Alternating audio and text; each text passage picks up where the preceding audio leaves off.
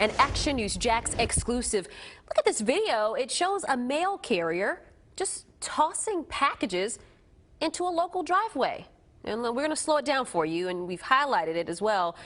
Now, that's a package that a local man says had fragile equipment inside of it. And you can see that toss wasn't gentle, kind of just flung out of the window there.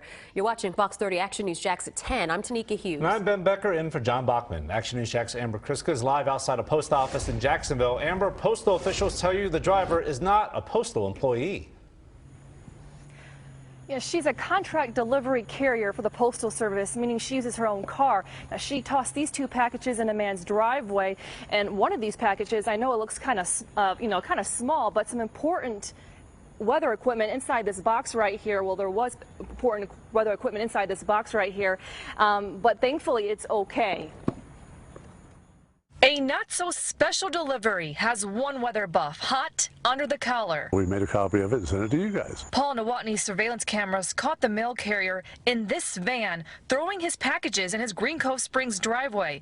And you can see this wasn't a gentle toss. She's a baseball player. She's throwing the packages across the yard. In one of those boxes, Nowotny says there was some very important equipment. It was a receiving unit and monitor for my weather station.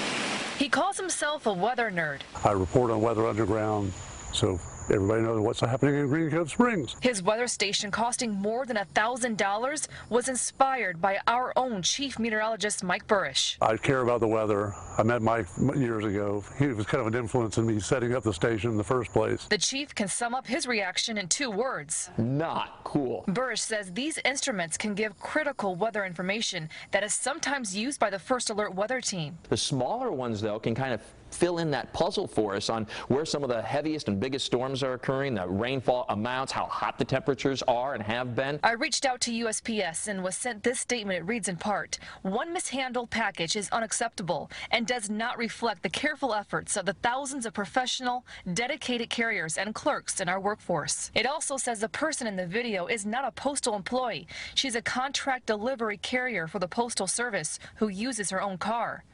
Nowotny says this is about more than money. Wouldn't matter if it was $5 or $5,000. I don't want you to throw it at me.